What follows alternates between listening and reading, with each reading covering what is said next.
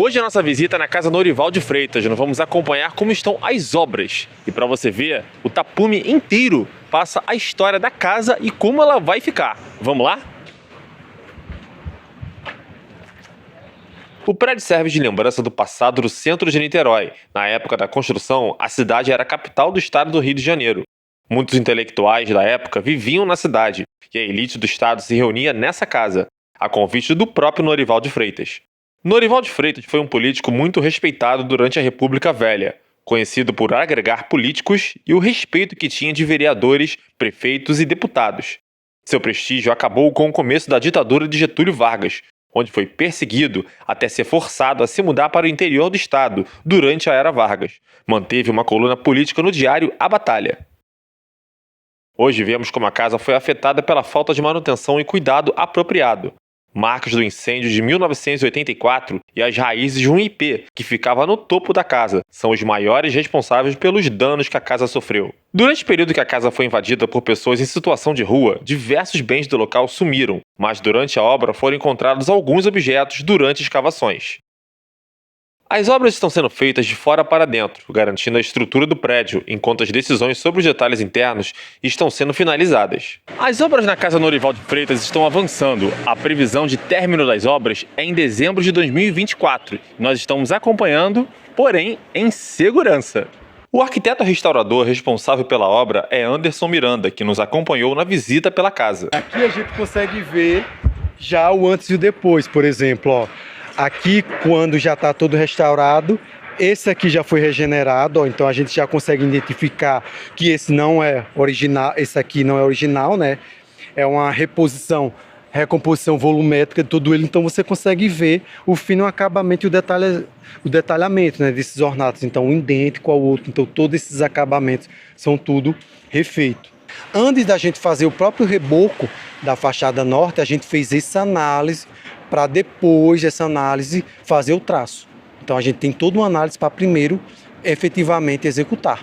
Andando pelo canteiro de obras, podemos ver o avanço dos trabalhos e os danos sofridos ao longo do tempo. E essa madeira que está toda queimada aí é pio de riga, madeira nobre, a gente consegue identificar pelos veios dela ali, ó. Naquela ponta ali, ó, você vê que ainda tem resquício ainda da árvore, né? Da árvore. Então a gente ainda vai, depois que assim que a gente consolidar, na verdade, fazer a amarração do trilho todinho da alvenaria, aí sim a gente vai poder tirar totalmente toda essa raiz, fazer a destoca completa dela. Ó, aqui dá para ver até mais nítido que não é uma rachadura, né, gente? Aí já é uma frecha de tão grande. Tá.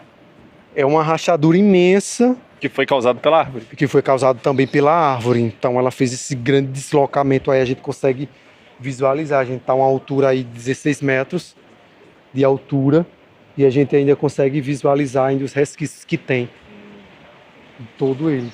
Acho que recebe os intempéries da Bahia, né? Então, e a gente não fez absolutamente nada nesse aqui. Então a gente consegue ver o dano, né? A fachada está bem danificada, né? Bem danificada.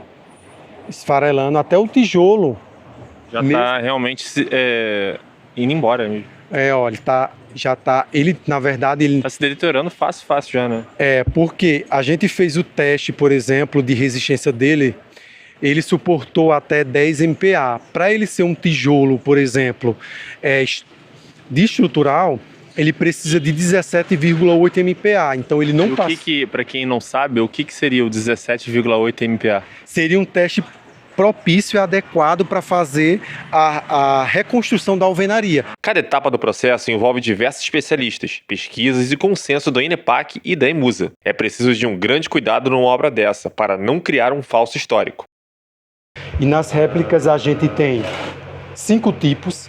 Uma delas nós temos essa aqui da co-irmã São Gonçalo, aqui vizinho. Então nós temos de São Gonçalo, um tipo dela que foi utilizada no incêndio de 1988. E temos umas outras aqui também, nessa aqui de Itu, não, de Porto da Pedra, né, de Venda das Pedras aqui também, aqui do Rio de Janeiro. Então temos esses 2 tipos, além de mais 3. O processo de restauração é meticuloso. Cada parte da casa é identificada, catalogada e, se houver necessidade, reproduzida. Agora a gente está entrando no espaço, por exemplo, que é todo destinado aos materiais que estão em processo de restauro. E aqui a gente tem o inventário e a catalogação de todo o material da obra, desde as telhas, os ornatos de argamassa, os ladrilhos hidráulicos, azulejos, cerâmica, capitel de ferro fundido, corrimão, guarda-corpo, todos os elementos, até parte das quadrilhas de madeira também está aqui. E os elementos que a gente está em reprodução, começando a reprodução das novas peças de ornatos de argamassa. Algumas vão ser restauradas e outras vocês vão ter que fazer do zero, é isso? Isso, correto. Então a gente está aqui para vocês terem uma ideia, né? A gente começou aqui a fazer as novas peças de ornato de argamassa. Então a catalogação segue a mesma também. Então a gente vai lá, faz o protótipo dele aqui, o primeiro a gente tem com a borracha de silicone, a gente faz aqui o primeiro molde. Depois, quando desenforma, a gente cataloga e tem exatamente esse tipo de peça. A gente cataloga protótipo 2, o número da peça, a flor cornija japonês, por exemplo, ornamento fitomórfico, né, são esses elementos baseados na natureza. Ele está situado na janela 1, fachada leste, e a gente coloca a composição dele, né, o traço que está sendo feito, que é cimento branco, cal e areia fina. E aqui a gente já começou também a fazer um novo protótipo baseado nesse aqui. Então a gente faz aqui, tem outra composição também. Então começa com aquele, vai para esse e volta para esse aqui, para manter uma linearidade com relação à reprodução. A gente tem ponto estratégico. Nas originais, a gente vai colocar aonde o usuário consiga visualizar olho nu, como, por exemplo, na varanda térrea. A varanda é essa aqui da fachada norte, então, a olho nu a varanda é baixinha, então você vai ver todas as originais ali. Então, já na varanda do pavimento superior, a mesma coisa. Quando você subir, por exemplo, no primeiro pavimento, você vai conseguir visualizar todas as originais. Já as novas e essas, por exemplo, que foram limpas e restauradas, vão estar onde o usuário não consegue visualizar.